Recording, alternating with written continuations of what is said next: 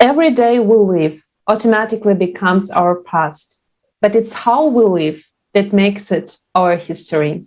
And today we are here to discuss with our guests and with you, dear viewers, a very significant event that came into our history and that became possible just thanks to the choice of millions around the world who made it possible.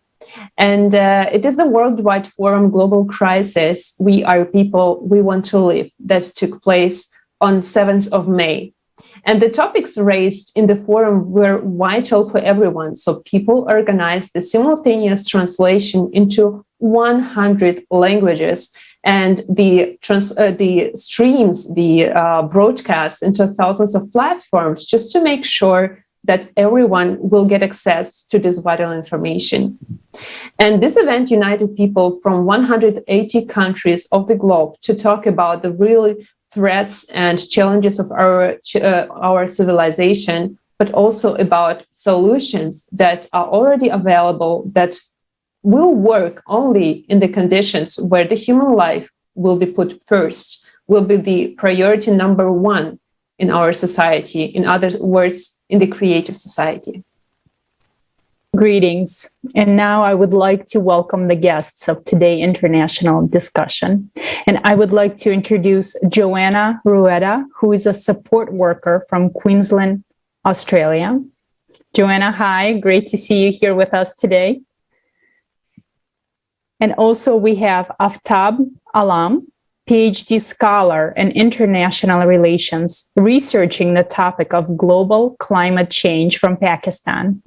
Aftab also translated the previous conference in December into Pashto for the whole 12 hours. So Aftab, hi, welcome, and happy to have you with us today. Thank you. And the main topic of the forum was the climate crisis and how people in all parts of the earth have already been affected in one way or another by the disasters happening worldwide. And Johanna, we know that the Australian continent has been affected by numerous natural disasters, including floods, fires, cyclones, drought. And we see that natural disasters are increasing worldwide, and one country alone cannot solve the issues that are to come. And as an eyewitness, can you please share with us, are people prepared and what can be done? And just please share your views and what happened in Australia in the past few years. For the last 3 months, there has been raining pretty much every day. And these have caused floods, and the state of New South Wales and Queensland have been affected pretty deeply. We have some casualties. A couple of people passed away because of this. A lot of houses got destroyed. There's one little town in New South Wales called Lismore that they got completely flooded. People have to be evacuated, but they didn't really evacuate on time. So some people have to even spend nights in the roof of the house, waiting for people to help for the emergency service to arrive. But they didn't really could cope with this. There was pretty much 2 stays and a lot of people who needed help. And the government didn't act accordingly and on time to actually help these people to get to places that they were saved. Apart from that, these people didn't get help on time and didn't go any housing or any support like, water, food, blankets. The community actually unite to provide all of this for these people, but they didn't really got the help from the government or the funding that they're supposed to have as a taxpayer.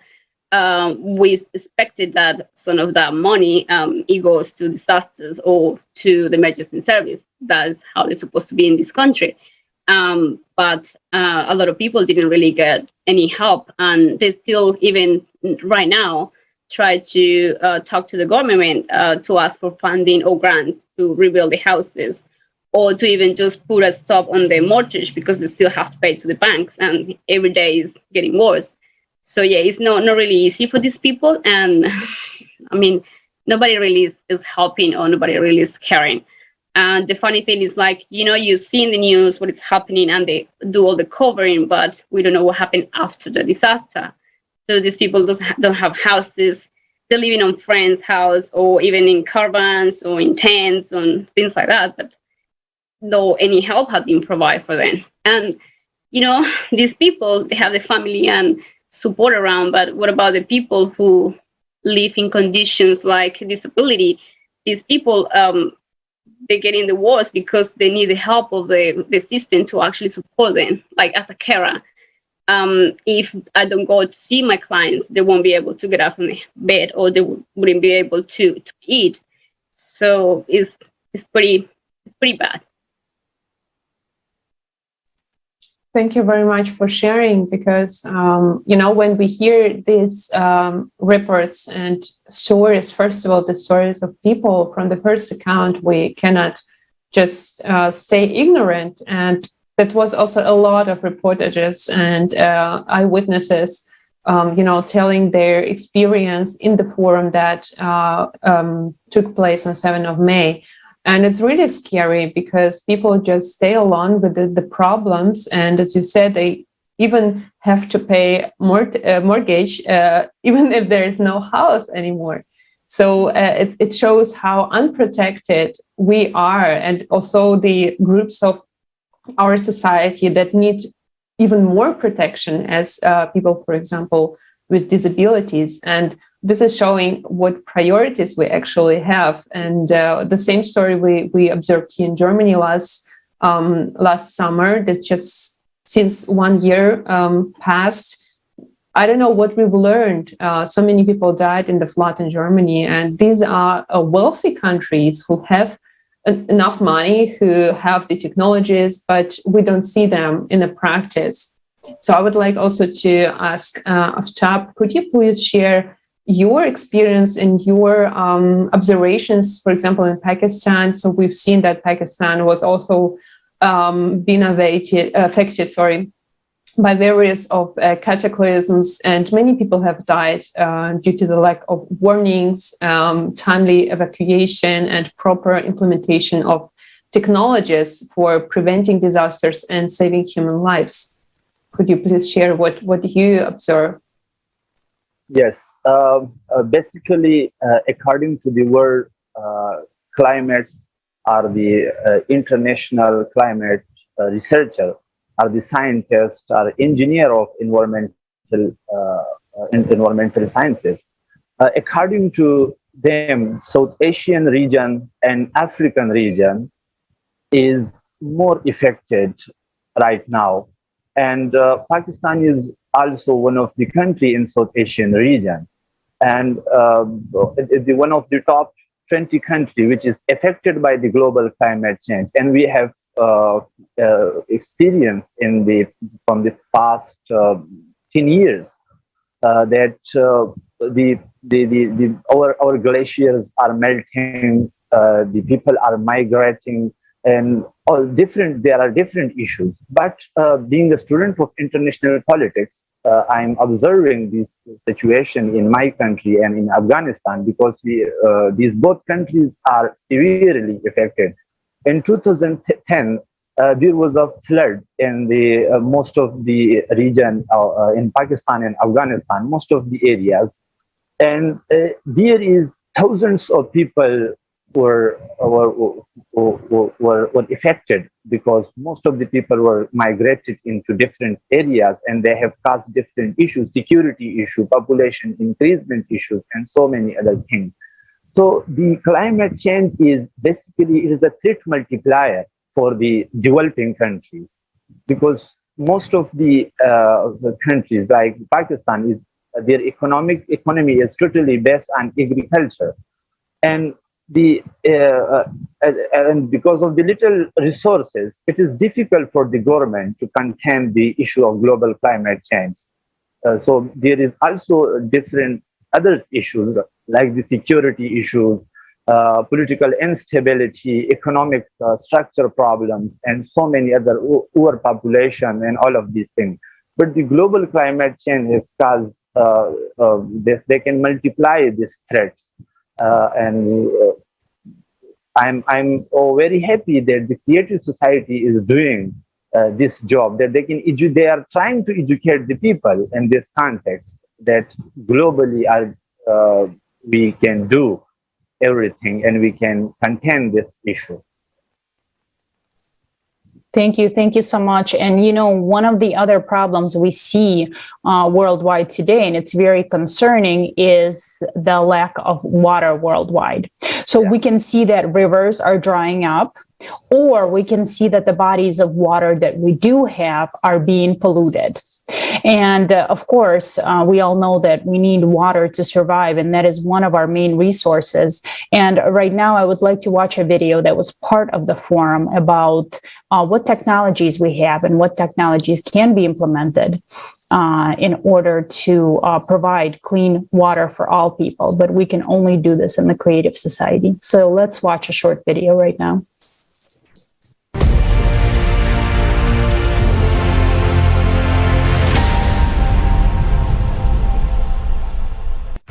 The world is already divided into those who are desperately short of water and those who still have it.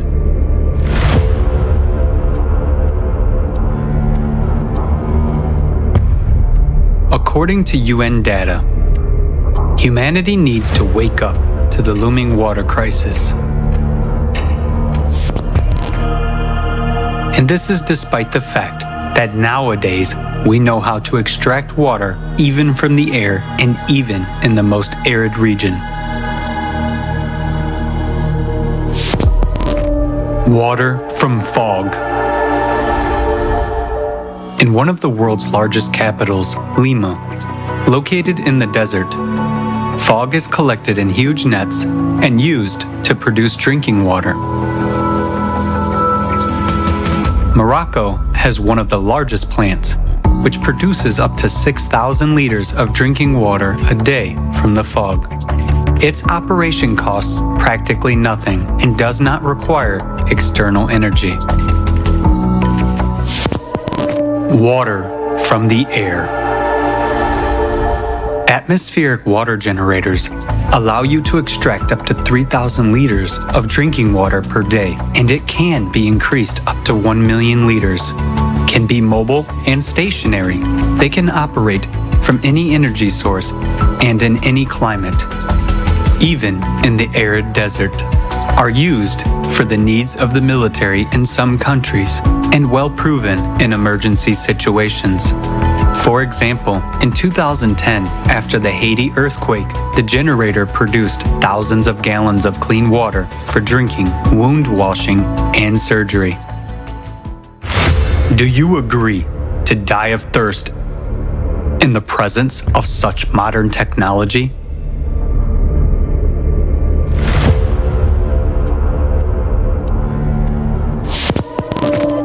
Water desalination units. Worldwide, about 16,000 desalination plants purify ocean water from salt and turn it into fresh water.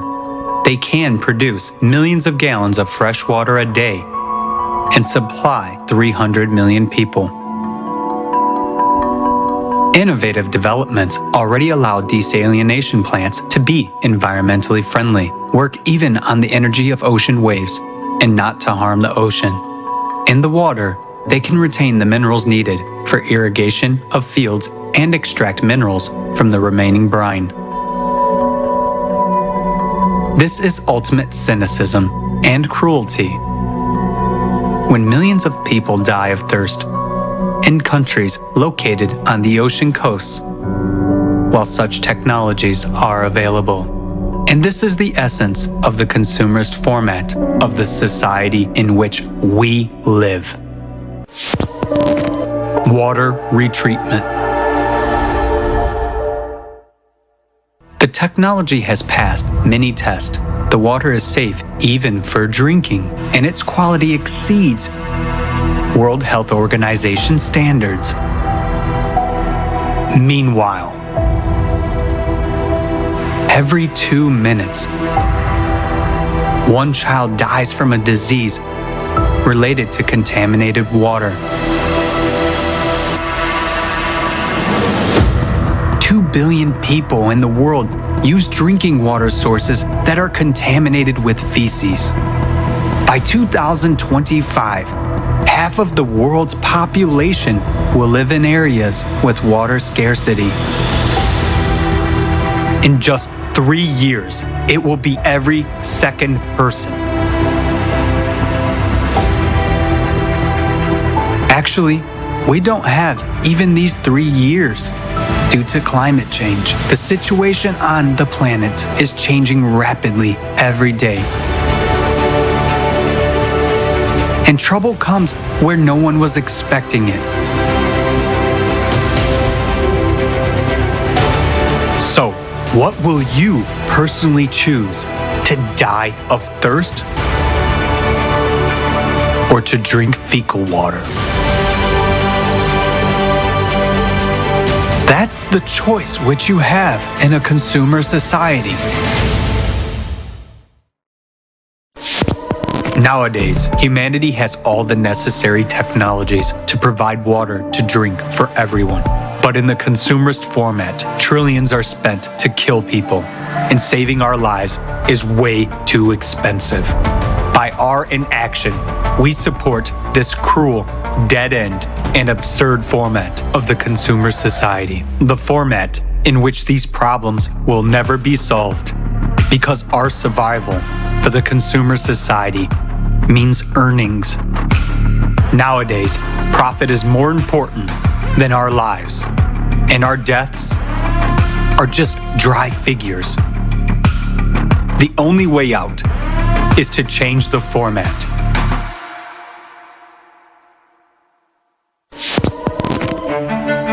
The most important thing you can do now to save your life, the lives of your loved ones, and all people on the planet, is to join in informing about the creative society. Because only by changing the format of society will we be able to prioritize the value of human life. We will introduce advanced technology everywhere and guarantee the protection of every person's life. Act now.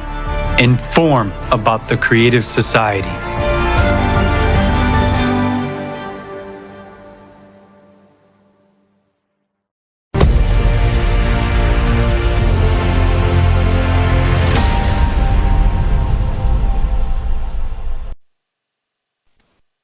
Yeah, that is definitely not the option to die of thirst or due to the contaminated water. So, Aftab, I would like to come back to the topic that you raised before, that melting glaciers really threatening the populations of South Asia who depend on the clean water, but it's getting less and less due to glacier melting. So, yes, we know that this topic is really a big concern for you too. Could you please share what do you observe in Pakistan due to the water crisis, and what do you think needs to be done to implement the technologies that we just saw in this video? Thank you so much. Basically, all the entire lower developing countries, including Pakistan, most of them are agriculture economies. Their economy is totally dependent on agriculture. And if you look towards the crops is directly dependent on the water. So they have an organic relationship between the survival of the people of a particular country, basically particularly the Pakistan, Afghanistan, and the South Asian region. Because our economies, our GDP is dependent upon our agriculture. But if there is no water for the human beings, for the people, for the citizens of Afghanistan, Pakistan, India, and some of the other South Asian regions, so how we can provide water to our agriculture? So it is an alarming and the threat for our economics or political and all of. That's why I'm talking that this is the climate change is a threat multiplier. And if recently the people protested in our big city Lahore, and the people, most of the people rise banners and they protest and they give threats to the government that we are not, that we are going to die because of the water scarcity. So this is a big problem. And the second important thing is that we have no technology to resolve this problem, because the people of the developing countries, they totally depend on the developed world. And the relationship between these developing and developed world is what I'm saying, that this relationship between these two countries is the word is not good. And that's why it is important for the people and also for the government that they can take initiative to resolve these problems. But if the world, what I'm saying, that the world developing countries, the developed world, if they are not supporting the developed world, the developing countries, so it's difficult for them to survive. They in the history of Pakistan, just a few days ago, in most of the area in Sindh, the children are died because of the not availability of water. So my research is I'm also working on the water issue, but between the Pakistan and Afghanistan, that there is a water transboundary water between Pakistan and Afghanistan. We share the water of the Kabul River, and 65% of the KP population is dependent on that Kabul River. But on the other side, the 55% Afghan people are also dependent on that Kabul River water. But if you look towards the ratio of the water flow in Kabul River, it is just right now 20%. So how in the near future the people of both countries will survive? So this is a very important question, and it's a big issue and a threat multiplier.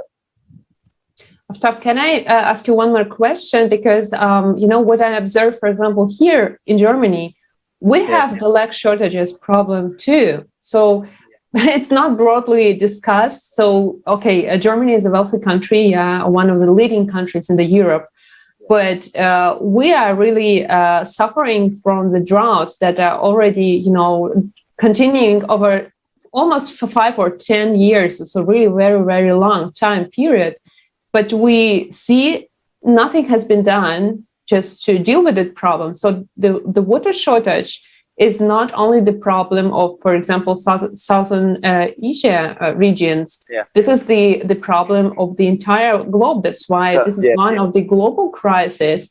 What we observed about now, like what we saw in the video, we have the technologies that are really not expensive, but we see really so little examples where they are really implemented. So what do you think needs to be done from the perspective of the society, of people themselves, to really to create this demand that we need these technologies to survive, like everywhere, like globally, not only in one region, but everywhere? Basically, the people can just raise the voice, and they can, in a democratic structure or in a democratic world, they can change, or they can ask, or they can fulfill their demands through the vote, through the elections, and they can send the people, those people to the parliament, that they can work and they can make policies for the issues of global climate change. But if we send on through our vote the people like that, they our parliamentarian or our Senate members, that they cannot work on these basic needs, but they are working on the industries, and they can work for the promotion of their own self, for the elite class, and so on. So again, it will be they will also affect. They will also affect because of this issue. But the first and most important thing for we people that we can unite all the people of the, not only the people of Pakistan, because the people of Pakistan alone can do nothing, but the entire world can unite on that this is our basic need. This is the need that the God gave, this is our right that the God gave us. So one is the fundamental, this is our fundamental rights. Okay, we are human beings and we want to live, and this is our right. So for that purpose, it is important that without any race, without any culture, without any customs, without any religion, we unite all the people of the world, and then we will contain this issue. Otherwise, it's difficult that if a particular person or particular organization or particular society they can just work for that. So I think it's difficult for them to control or to contain or take over this particular problem. So unification of the world is important to contain this big issue. Thank you. Thank you so much. Absolutely. And, even in the United States, we also see water scarcity issues. I mean, we can see them in California, it's already globally. Maybe, Johanna, maybe you can tell us about Australia as well. So this way our viewers can see how global this crisis is. Could you please share with us, is there water scarcity in Australia as well? Are you observing it now? I know no right now, but I know a couple of years ago there was, because of the weather, there was droughts everywhere, and the government were asking people to having 5 minutes shower or just to save water. And traditional has been for the Australian people to save water when they do the washing or things like that. They do that as a culture, I guess, because in the past they have been suffer a lot for droughts. I know with the floods there was asking by the government to save water because they could become contaminated with the flood. So we didn't go to that stage, thanks God, but it's something that could happen. Of course, could happen in this country as well. We go one of the driest. Well, we live in a part that is really dry of the country. We could have those shortages of water in the future. It doesn't mean that we can experience this. But thanks God for now, at least for this year, we're all right. Mm-hmm. Yes, thank you. And, today we live in a world where we have spent $330 billion to eradicate famine problems, but we have failed. Where we spent $632 billion in 2020 on reducing CO2 emissions, but the concentration of CO2 is growing, and millions have become climate refugees. Because today we know, and even from the forum, we know that climate is changing, not because of CO2 or anthropogenic factor, but it's a cyclical change of 12,000 years. And also over the last 20 years, $35.5 trillion were spent on wars where millions of us have died. In the last 2 years of the pandemic, the wealth of the richest people on earth grew by $1.3 billion per day, while more and more people got under the poverty line. And according to the predictions of 2023, 100 million people will suffer from hunger due to the global geopolitical situation and the worldwide food shortage, which I don't know about you guys, but we're already seeing it today in the US, inflations and food shortage as well.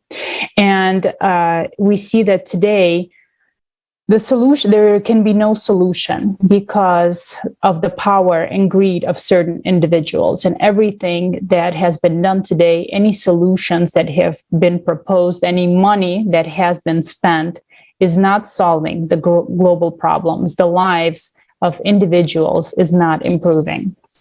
And Johanna, in your opinion, after watching the forum and seeing what is happening in your country and around the world, what do you think can be done to solve all the problems of famine and poverty worldwide? Well, we definitely have to build the credit society worldwide. It's our only option to actually tackle all these issues. Like, there's so many organizations around the world try to help different things, hunger or violence or poverty, but this won't solve anything because they just kind of encourage people to be dependent of this funding or this grant every year instead of really go to the cause and just make solutions that are actually going to solve the problem. So they're just going to make people dependent every time on the government or in private institutions to actually solve the problems, but that's not going to happen. The only thing that's going to happen is that some people is going to take advantage and, make money over the life and the suffering of some people. We see that today with slavery and trafficking and refugees, which is a crime, and is I just don't have words to describe how nasty it is.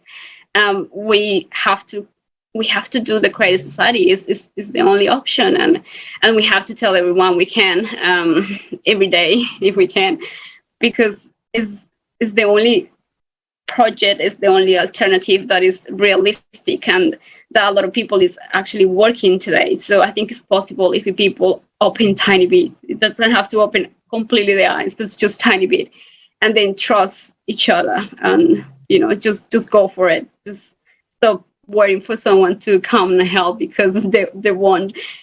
We cannot expect that governments or agencies come and do the work for us. That's not going to happen. Yeah, I think that's the only option, to be honest.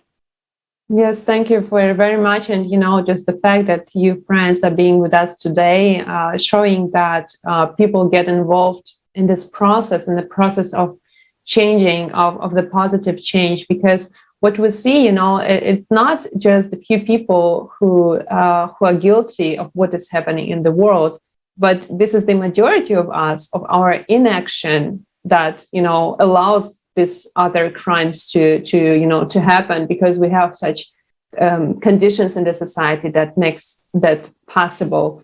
So, but the solutions that have been provided at the forum, such, for example, as advanced technologies, fair distribution of resources and limitation of the wealth, they are they are already there and can be implemented at any time, but it requires a public awareness about the challenges and involvement in the solutions.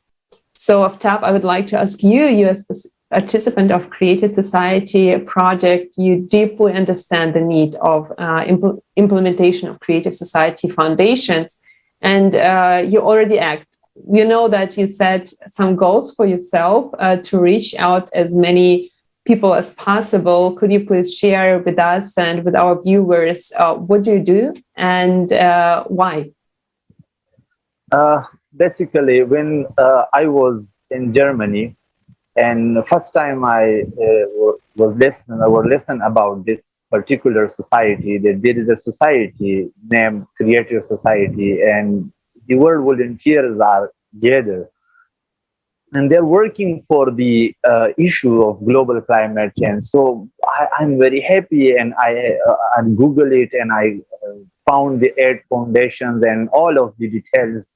And then I meet different people there in Nuremberg and some other parts of the Germany. Even I visited to Zurich just for this purpose, that to meet the people and tell them that there is a society, the name Creative Society, and the world volunteers are without any religion, caste, and anything. They have just one aim and objective, that we are trying to work for the global solution of climate issue. This is not the issue of me. This is not the issue of you.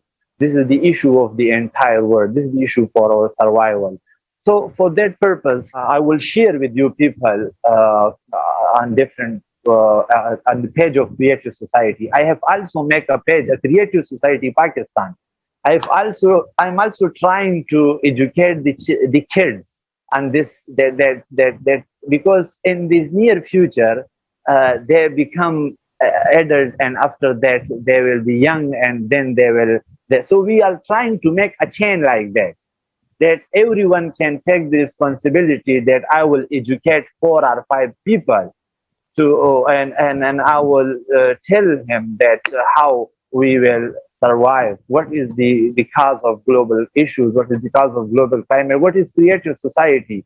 So if we all take this initiative and we all unite for this purpose, that everyone take their own responsibility, not creative, because creative, we are the creative society, we people are the creative society. So if we take this responsibility, that this is my duty, that I can educate 4 people, and I tell him that what is creative society and what we are doing. And this is the responsibility of that particular person, another person, that you can tell this to the other 5 people, and the other 5 people will tell to the other 5, and this is the way.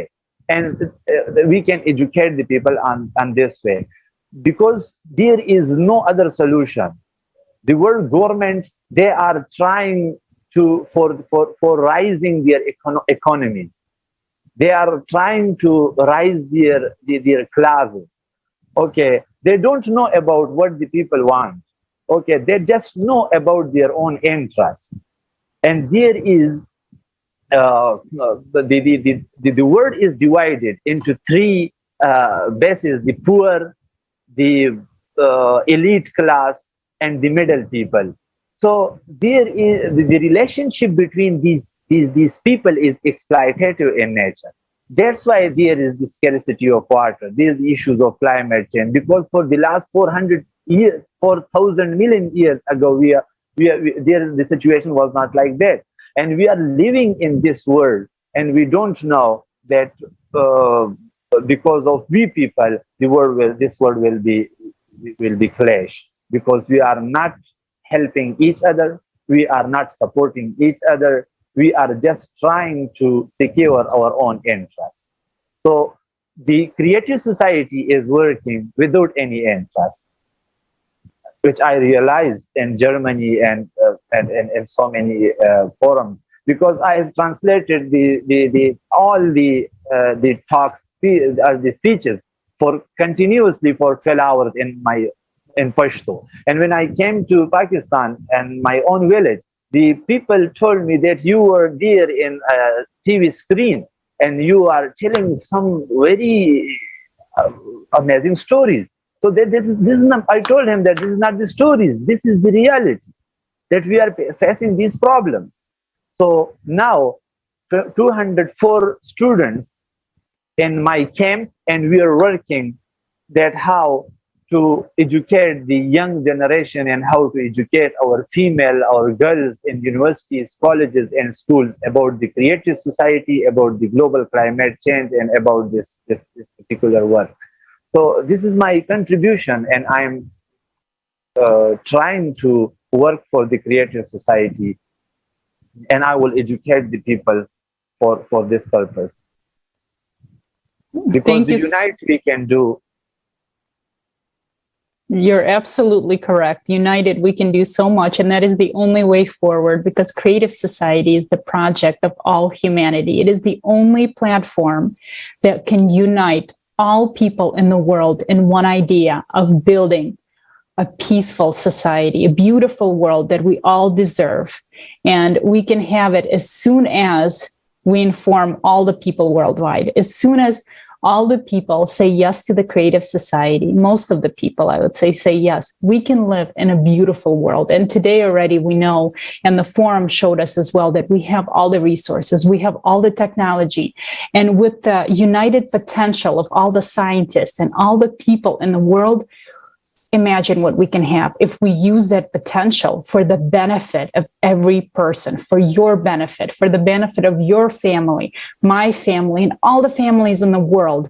We can have a beautiful world. I would say that we all deserve it, don't we? I mean, why are we living like we are today, in fear? People are fearing what's going to happen tomorrow.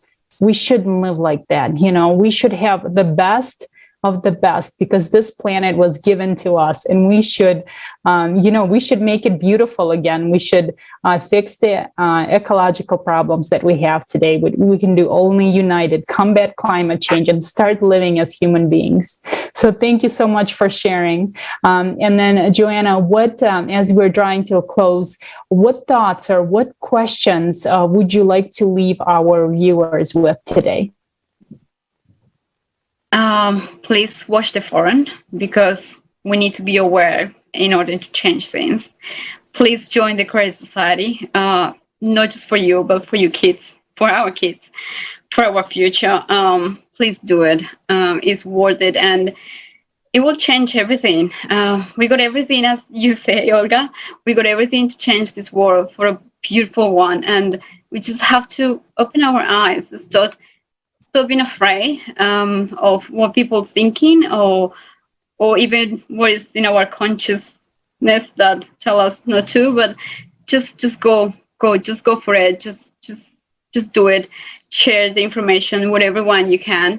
Do it a little bit every day, just tiny bit, and every day will be good. And encourage people to be better, to join us and to work, not just in the Creative Society, but just work on themselves. Because if they do, everything is going to change.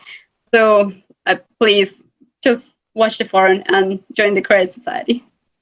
Yeah, thank you, Johanna. Thank you, friends, for your insights and your, honest understandings. How much we need each other. So we've been divided for the last 6,000 years. And this is our time. This is not the time of certain groups. This is our time as humanity. So that's why we dare to speak in these big terms and this big, proportions, because this is our time and we have everything we need for it. So let's not waste our time, and let's not waste for the worst time to come, because, let's create our future today, and let's start informing people about the amazing future we can have. And all we have to do is just to create the electoral request. And the only thing each person needs to do is just to say yes, as Olga said. So yes to Creative Society. And the information is indeed the key. As soon as all people will have access to the truthful information, the sooner we will implement the solution that already exists, that already is there. And so share, please, the forum in your language, share your thoughts, and join the millions around the globe who build the Creative Society already. Thank you. And also, I would like to thank our guests for joining us today. Thank you, the viewers, for joining us today as well. Also, I would like to remind our viewers that the Creative Society platform is created for the unification of all people worldwide. And be part of it. It's easy to join just by going on the website, creativesociety.com, and pressing the Join Us button. And you can pick the level of participation. If you would like to actively participate and volunteer, you are more than welcome to, or you can just join and say that, yes, I support the Creative Society. And also, if you have watched the International Forum, Global Crisis, We Are People, We Want to Live, and you would like to participate in an international discussion such as this one, the one you're watching right now, please email us at info@creativesociety.com. Thank you so much for joining us today, and until next time.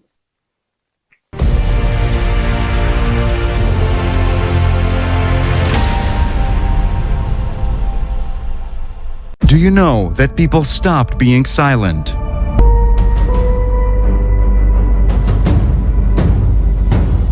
International discussions. The truth is that when it comes to migrations and refugees, it is a business. I saw the market where the children selling out openly. 4 days we were facing the sniper shot us and the bullets above our heads. If we do not address such issues like human trafficking, tomorrow it could be you, tomorrow it could be me. politics is driving the science, not the science driving the politics. Many people want us to stop to talk, but I say no. This reality can affect and can take your life anytime. People are losing everything. $270 trillion. Where is the money? And where is the result? This 12,068-year cycle is a clock cycle. All these problems that we're facing right now, you cannot tackle alone. Thank goodness we have the creative society to choose human life over currency. We're living in one big home, and if this big family fighting with each other, destroying walls of the home, tomorrow we will find ourselves in the streets without a roof, without the families. From every corner, we can actually hear that it is not economically beneficial. But the question is, economically, it is not beneficial for whom? Isn't beneficial for us people to save our own lives? We need to bring together all of the intellect, all to the science, all of the people that can actually do something. I think that the members of Creative Society are the new and real superheroes. These people already understand that we should urgently act. Do you want to become part of changes? Take action. Don't be silent. You are invited to the new season of international discussions. Watch the forum, Global Crisis. We are people. We want to live. Changes begin from you.